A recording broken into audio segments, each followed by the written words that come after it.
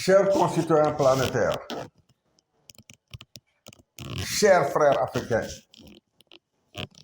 je viens par cette émission, qui est la 6e, continuer dans la foulée de notre théorie. J'avais promis la dernière fois qu'on va retourner en arrière à la 4e émission parce que les 11 émissions qui sont parties de 5 à 15 étaient uniquement pour narrer l'événement des élections législatives, comment c'est prévu par les anciens depuis 7000 ans, et la dynamique des données qu'ils ont laissées ici, comment ils concordent par exemple avec la situation actuelle. Maintenant, on va revenir à notre point de départ pour partir de l'homme, la forme humaine, pour vous sortir toute la théorie de la religion du livre. Quand je dis la religion du livre, je n'oublie pas ni la Torah, ni le Coran. Parce que ce sont les deux supports. Quand Dieu dit il guide sur deux voies, ce sont ces deux livres qu'on peut se guider. Quand on parle de la Bible, maintenant, la Bible est composée de deux parties. La Torah, qui est l'Ancien Testament, et le Nouveau Testament, qui comprend les évangiles. Mais comme Jésus avait dit à Barnabé d'écrire son évangile et que les évangiles de Barnabé sont classés apocryphes, on va se baser sur nos deux supports pour permettre d'expliquer beaucoup de choses. Donc, notre sujet, c'est, comme nous l'avions dit la dernière fois, que l'homme couché, c'est-à-dire qui évolue la nuit, et l'homme debout qui évolue le jour. Et que depuis l'avènement de l'islam,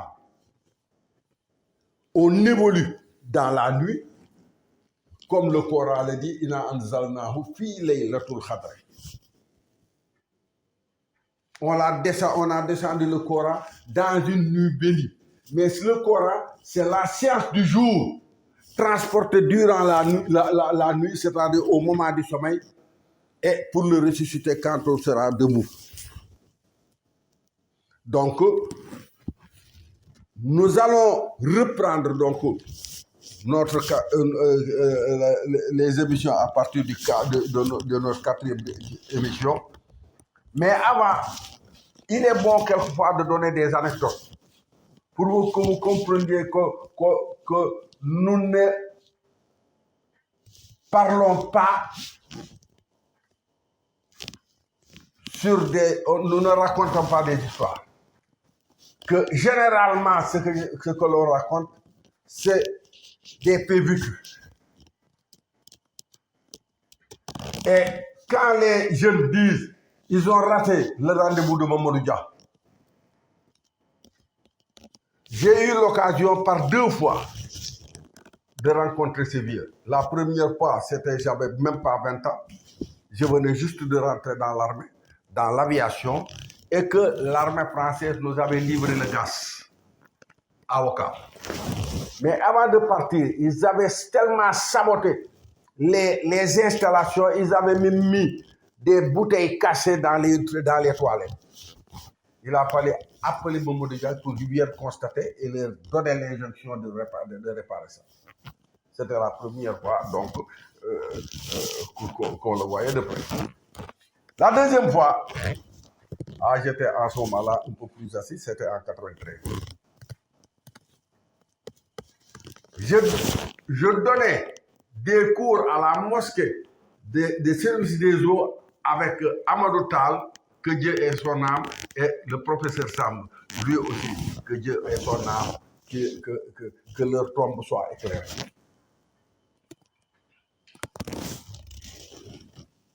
Je travaillais très souvent avec le professeur Sam. On faisait des films, on en a fait plus d'une dizaine, qu'on devait vulgariser. Mais celui qui nous prenait,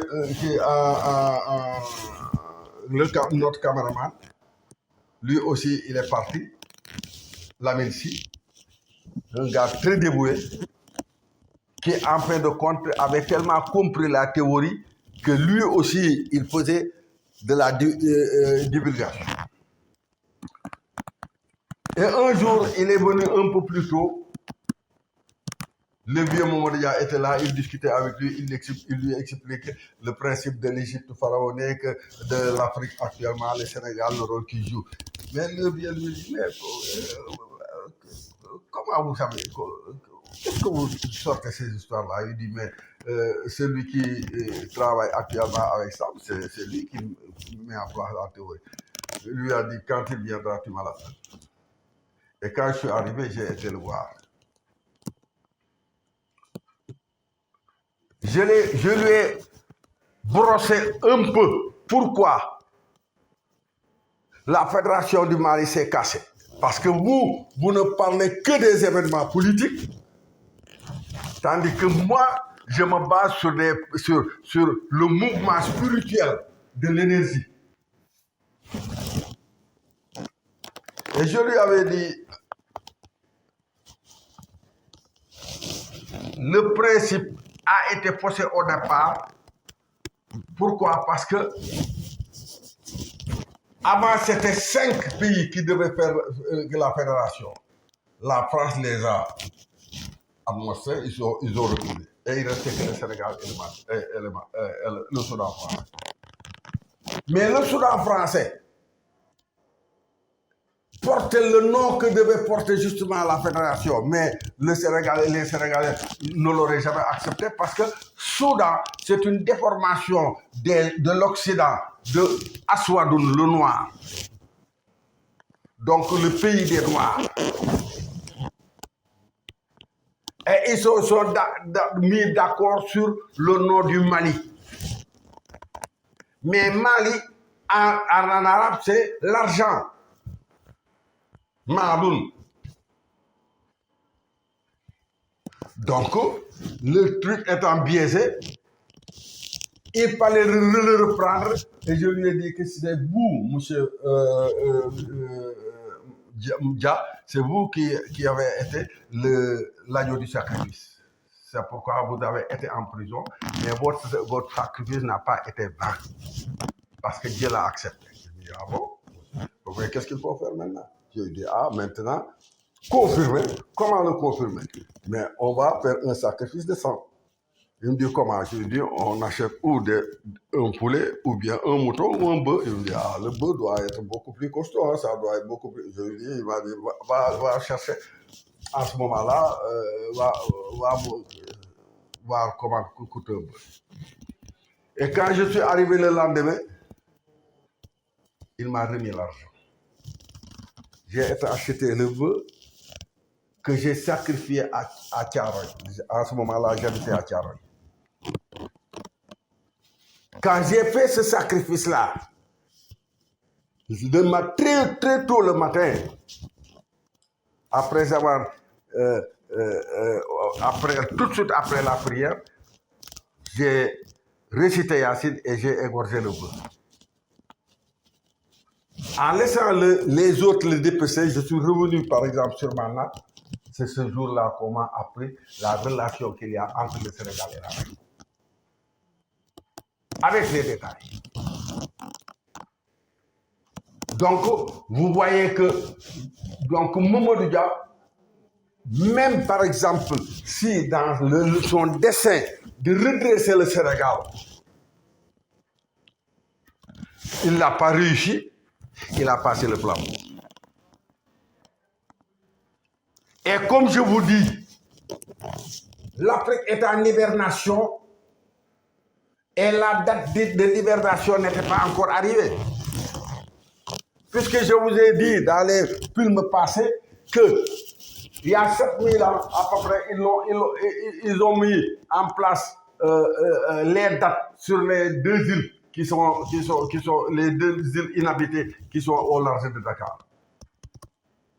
Et que ces îles, les chiffres qu'ils ont mis en place correspondent à 2022. Et en même temps, en 2022, il correspond aussi à Khawf, la peur. Donc, autant la peur qu'avaient les enfants, les jeunes au Sénégal pour se confronter, par exemple, au système occidental, s'est arrêté en 2022. Donc, je vous rappelle que ce que je raconte, ce n'est pas, par exemple, des légendes, ce sont des expériences vécues. Et comme je vous l'avais dit, que celui qui m'a donné en premier le nom que j'ai donné, m'avait dit un jour, il y a 30 ans, que Dieu lui avait montré la scène des acteurs de changement du Sénégal. Par contre, moi, on m'a montré comment le Sénégal va se sortir, par exemple, de ce problème. Donc, nous ne racontons pas des balivernes. Nous essayons, par le biais de la religion et de la spiritualité, vous expliquer ce que vous vivez.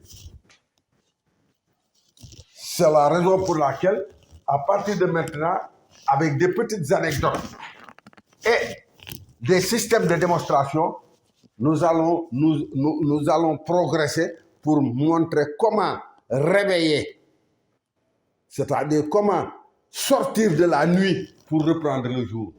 Parce que le problème, c'est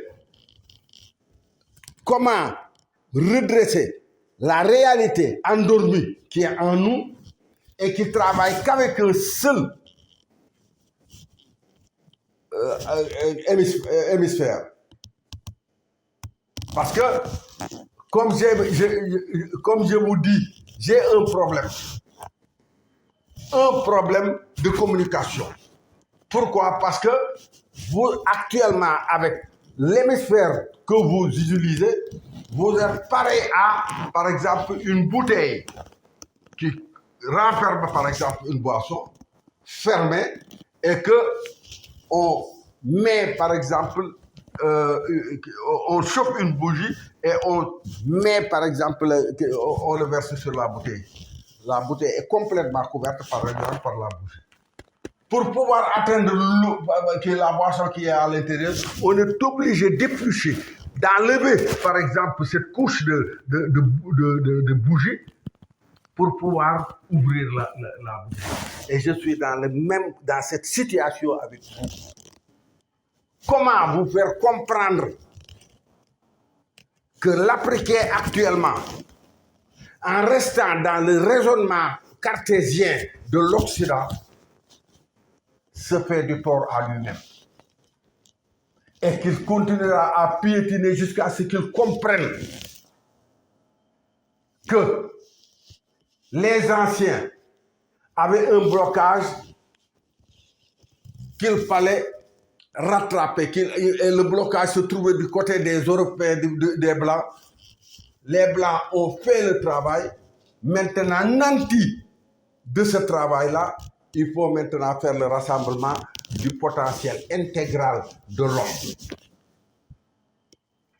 C'est la raison pour laquelle je vous donne rendez-vous dans notre prochain film en vous disant que nous ne sortirons pas de la forme humaine.